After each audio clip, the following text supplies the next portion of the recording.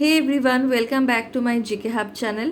আজকে আমরা ইন্ডিয়ান পলিটির ওপর জিকে সেশন করতে যাচ্ছি, যেখানে top 10 important polity GK question থাকবে বিভিন্ন সেকশন থেকে।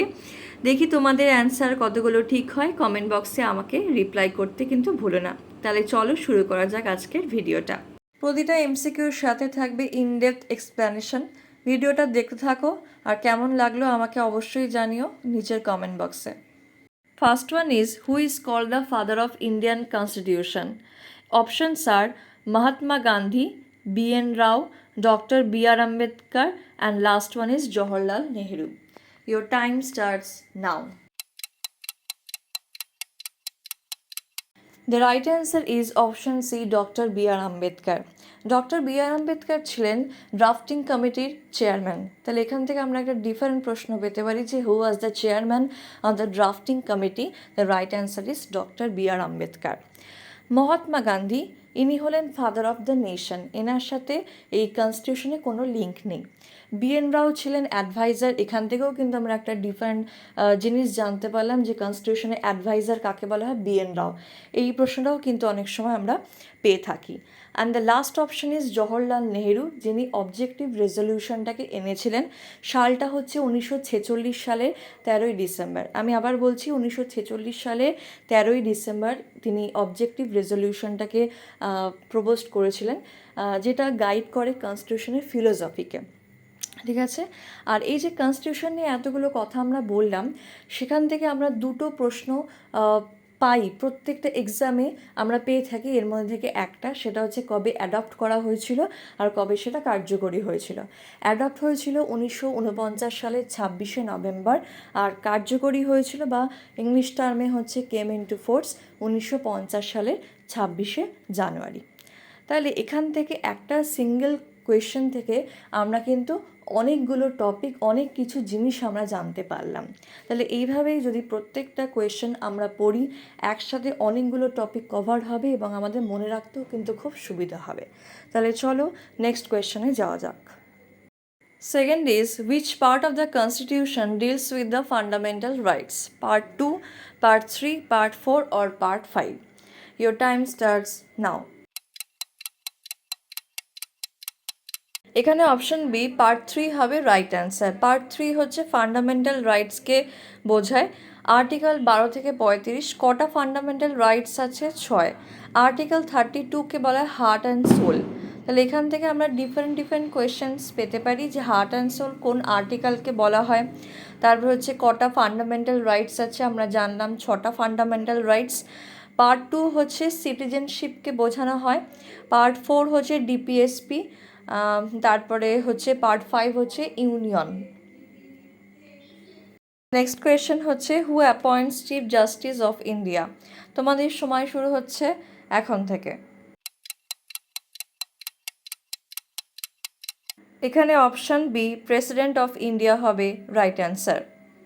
Moving to the next question, which article of the Indian Constitution of abolishes untouchability? Your time starts now. এখানে অপশন সি আর্টিকেল 17 হবে রাইট অ্যান্সার। আর্টিকেল 18 হচ্ছে abolition of titles. Article 16 হচ্ছে সরকারি চাকরির ক্ষেত্রে সকলের সমান অধিকার। আর্টিকেল 15 হচ্ছে prohibition of discrimination on the grounds of race, caste, place of birth etcetera. এরকম ভিডিও যদি তোমরা আরও পেতে চাও, তাহলে আমার চ্যানেলটাকে অবশ্যই সাবস্ক্রাইব করো, নাহলে আমার নতুন ভিডিও নোটিফিকেশান তোমাদের কাছে পৌঁছবে না। Fifth one is, how many schedules are there in Indian Constitution? Your time starts now. এখানে অপশন সি 12 হবে রাইট আনসার। এর পরেরটা হচ্ছে, the concept of fundamental duties was borrowed from. এই নিচের অপশানগুলোর মধ্যে কোনটা হবে রাইট অ্যান্সার তোমাদের বলতে হবে। সময় শুরু হচ্ছে এখন থেকে। এখানে অপশান এ ইউএসএ হবে রাইট অ্যান্সার, আর আয়ারল্যান্ড থেকে নেওয়া হয়েছে DPSP. Next is, how many fundamental rights are currently guaranteed Indian constitution? তো তোমাদের সময় শুরু হচ্ছে এখন থেকে।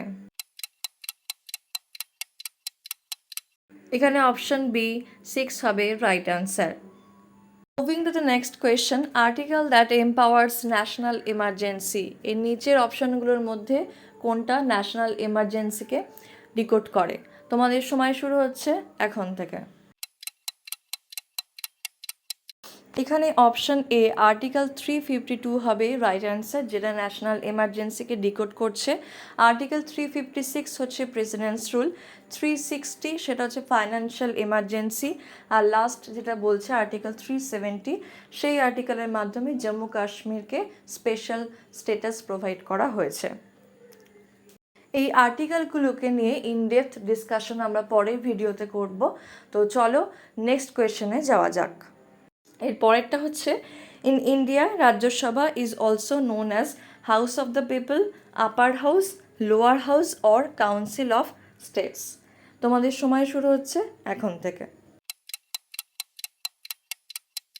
এখানে option D council of states হবে রাইট অ্যান্সার।